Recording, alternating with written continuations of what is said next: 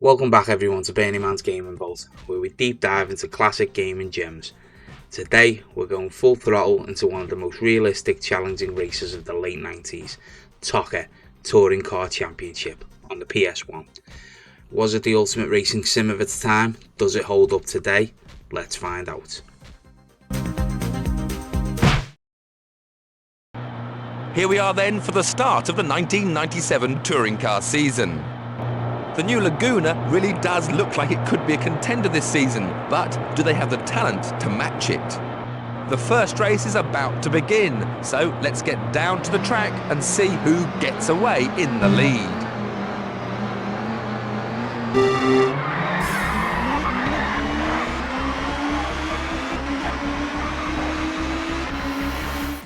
Released in 1997 by Codemasters, Toca Touring Car Championship set a new standard for console racing realism. It was based on the British Touring Car Championship, a high-intensity motorsport series known for its close racing and unpredictable action. But how well does this translate to the PS1 experience? Let's break it down.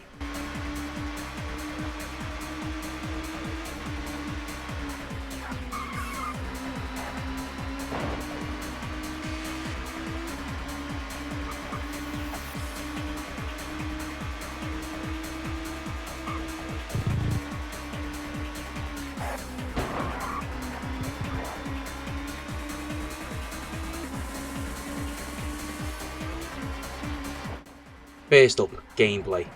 Toca Touring Car Championship isn't your typical arcade racer. If you're expecting a Need for Speed style pick up and play experience, prepare yourself for a wake up call. This is a simulation through and through.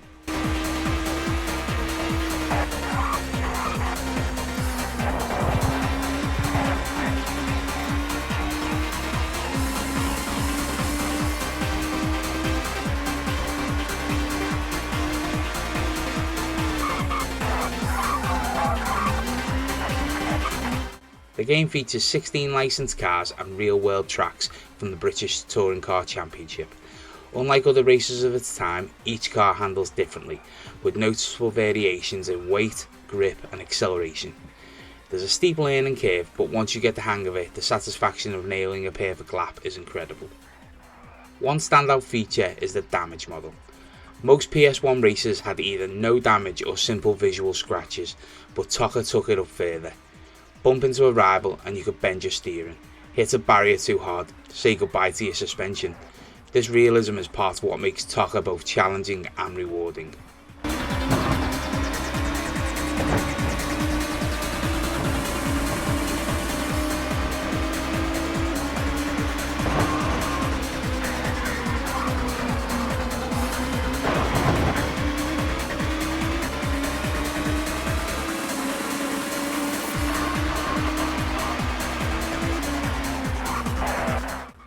Visually, Toca was impressive for its time. Sure, by today's standards it's blocky and lacks the polish of later races, but in 1997 it was a major step up. Tracks are well designed, car models are recognisable and the game runs at a solid frame rate for the PS1.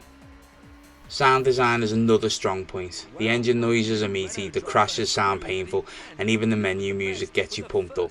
It doesn't have the licensed rock tracks of Gran Turismo, but it fits the game's serious tone. Here we go again then with the second race of the day.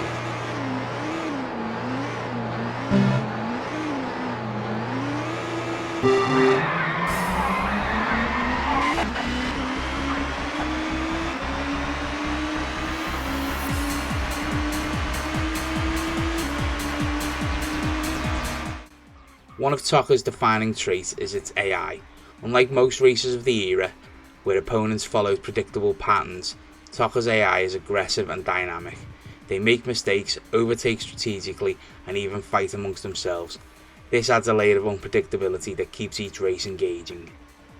Toca isn't just about single races. The championship mode is where the real meat is. You compete across a season, earning points and upgrading your standing. Multiplayer is here too. While there's no online, split screen racing with a friend is still a blast. However, frame rate dips can occur in multiplayer, which is a minor drawback.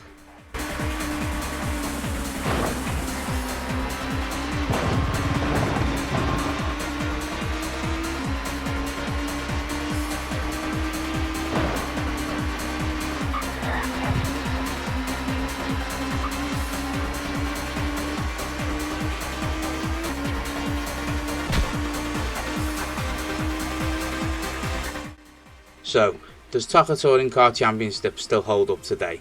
If you're a fan of deep, rewarding racing sims, then absolutely. While the graphics are dated and the difficulty might frustrate casual players, the realistic physics, the AI and the damage model make it stand out for hardcore racing fans. I played the hell out of this back in the day. Many races, many tracks. Played 2-player, single player. Couldn't get enough of it. If I wasn't on a Formula 1 game, I was on Toca. It was a nice change of pace to go from F1 games to a game like Toca. Although it was still as aggressive and still as racy, it was just a different pace and it was nice to have a bit of a change. I was a huge F1 fan growing up as a kid and never really watched or paid attention to much touring car stuff until actually playing this game. And playing this game got me interested and started looking for it in the TV guide and seeing when it was on.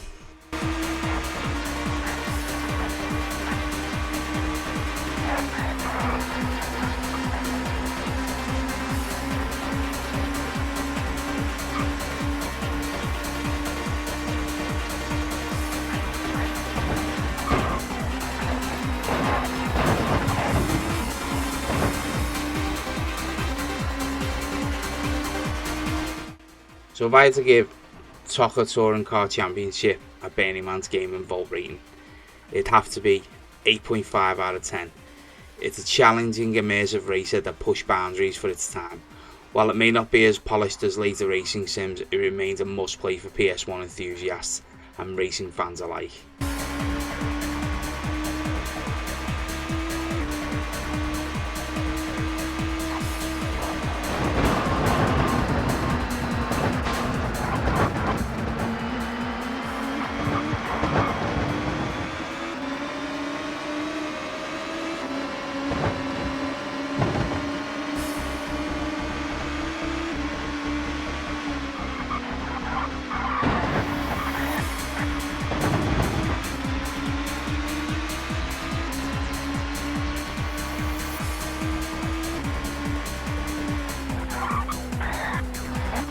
I did have a request from a viewer and friend to include the cheat mode of turning yourself into a tank and racing in the tank. So just for DM Punk 85, here's a little clip of me racing around in a tank causing carnage.